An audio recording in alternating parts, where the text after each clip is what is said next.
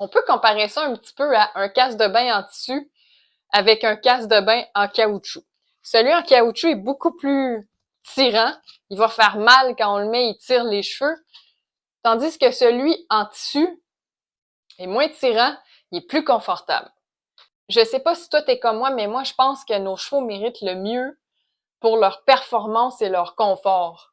Et savais-tu ça que le choix d'une sangle peut grandement influencer sur son bien-être à ton cheval?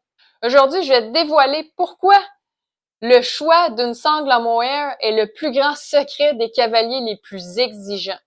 Donc, si tu veux tout savoir sur cette matière, qui est le mohair, mais reste avec moi jusqu'à la fin parce que dans cette vidéo, je t'explique en profondeur comment bien choisir sa sangle pour son cheval et surtout, je te parle des avantages et des qualités du mohair.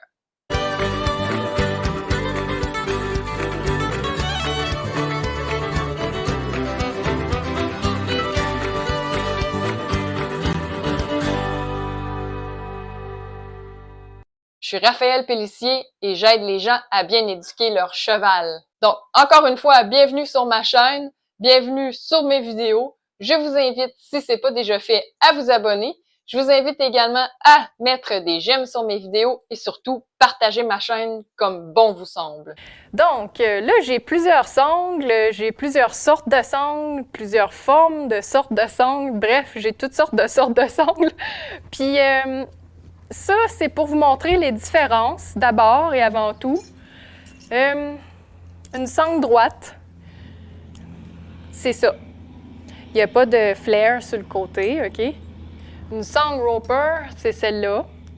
Voyez-vous la différence au centre, où il y a les D-rings ici, là? Les anneaux en D, excusez. Vous voyez que c'est plus large au centre ici, OK? Il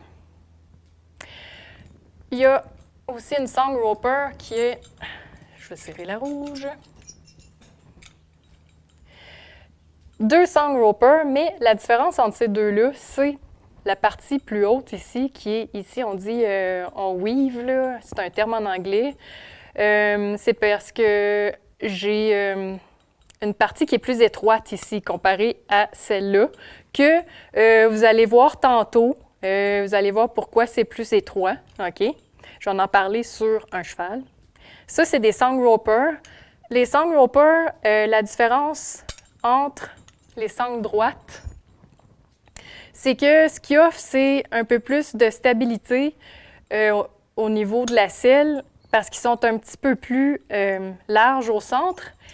La stabilité qu'on recherche souvent dans les disciplines, c'est en cutting. Le cutting, c'est une discipline qui consiste à couper des veaux, si on veut. Fait que le cheval, il se promène vraiment beaucoup de côté.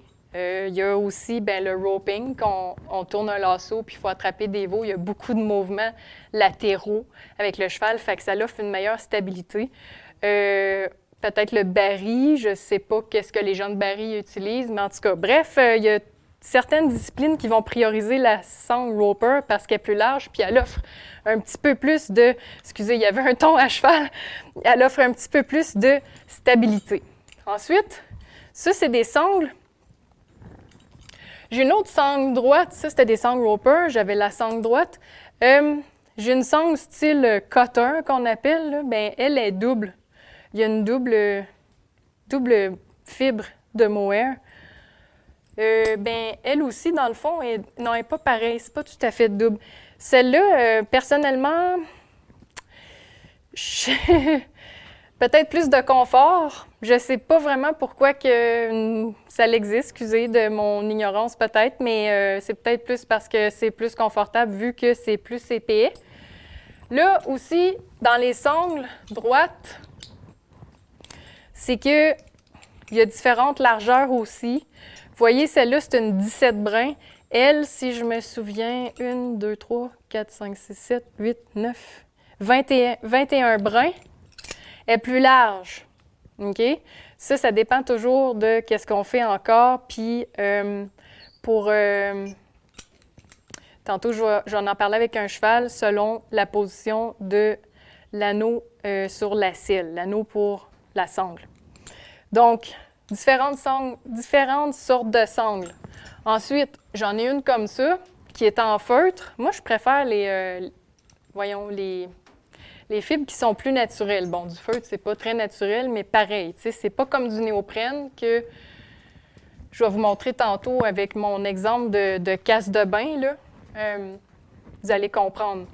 Le mohair, il faut faire attention. Quand on choisit une sangle en mohair, ce qui est important, c'est de voir d'abord, est-ce que la sangle est droite quand on la vire comme ça? Est-ce que c'est droit? Oui. Est-ce que quand vous choisissez votre sangle en mohair, est-ce que vous allez toucher, là? Je l'ai déjà mentionné, mais je me répète, c'est important, la révision, ça nous fait rappeler des choses. Puis, ah oui, c'est vrai, elle a dit ça dans son vidéo, c'est important. Ça, c'est à retenir. Fait que là, quand vous arrivez dans une boutique, vous voulez choisir une sangle en mohair, est-ce qu'il y a des bosses dedans? Tu sais, si on sent, là, celle-là, il y a une petite bosse ici. Bon, c'est moi qui l'ai faite, c'est, je pense, ma deuxième ou ma troisième que j'ai faite. Fait que c'est normal. Tu sais, j'excellais pas encore dans la fabrication des produits en mohair. Maintenant, oui, puis je m'assure, quand je fais mes sangles, qu'il n'y ait pas de bosse. S'il y a une bosse, je défais, puis je refais. M'assurer que, parce que des bosses comme ça, là, encore une fois, là, je vais en parler tantôt, essayez-le sur vous. Tu sais, pensez là, que vous êtes le cheval, puis là, vous avez une bosse, là, c'est comme une roche dans son soulier. Là. Hey, c'est gossant. Là. Tu sais, on marche, puis là, attends un peu, là, je vais enlever mon soulier, tu vides ton soulier, puis là, tu remarches, la roche est encore là. C'est fatigant, tu sais. Fait que dites-vous là, que essayez-le sur vous autres, puis il y a une bosse là, ouais. Ça ne serait pas confortable, ni pour moi, ni pour le cheval. Le cheval, il n'est pas obligé d'endurer ça. Puis s'il endure ça, c'est parce qu'à la longue, ça peut le blesser. Donc, ça, moi, c'est ma troisième, je pense, que j'ai faite. Donc, il y a une bosse, puis je ne suis pas gênée de le dire. Puis moi, je l'utilise comme modèle. OK. Quand vous choisissez une sangle aussi, dans une boutique, vous arrivez, puis là, il y a deux sangles. Habituellement, les compositions des matériaux sont écrites sur l'étiquette. Des fois, ils peuvent écrire mohair, mais ça peut être un mélange. Un mélange avec soit de l'acrylique ou de la laine ou du coton. Ou même, des fois, j'ai déjà vu juste des sangles, puis la fibre, c'était du coton. Quand je parle de fibre, c'est vraiment comme la corde. Le mohair, là, c'est la corde comme ça. Ça, c'est la fibre pure. C'est du mohair pur. Le mohair, c'est une chèvre, hein? L'angora. Il y a l'alpaga aussi qui existe. C'est une autre sorte de chèvre. Puis ça en est une en alpaga. OK?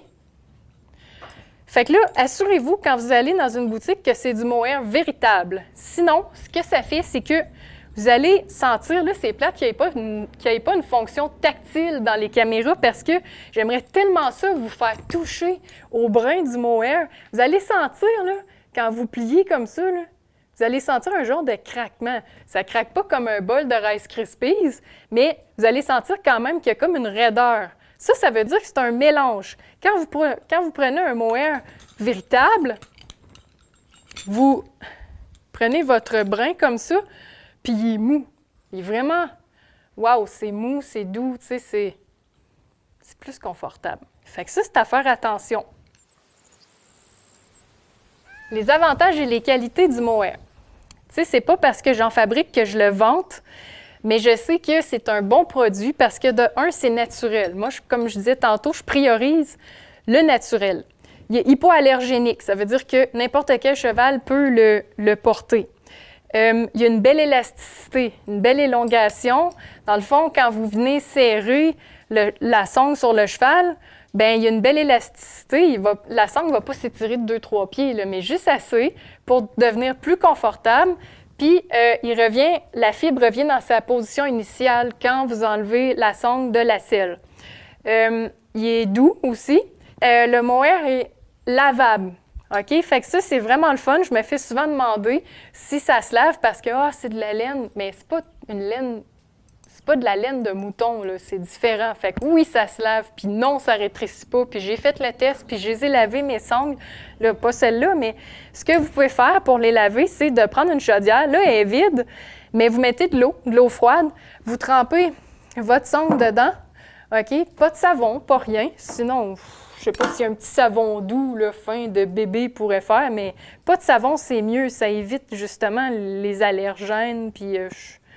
Fait que juste de tremper votre sangle dans l'eau, flouche, on va dire qu'il y a de l'eau dedans, vous la ressortez, puis si vous voulez, tu sais, vous pouvez comme juste frotter avec vos doigts pour enlever les petits motons ou les petits surplus. Moi, j'évite les brosses parce que les brosses, ce que ça fait, c'est qu'à moins d'avoir vraiment une brosse qui est super douce, là, des poils comme vraiment doux, là, j'en ai une ici, mais j'évite les brosses parce que sinon, ce que ça fait, ça peut tirer les fibres, puis ça peut comme effilocher les brins de mohair, OK? Fait que ça, on veut pas ça.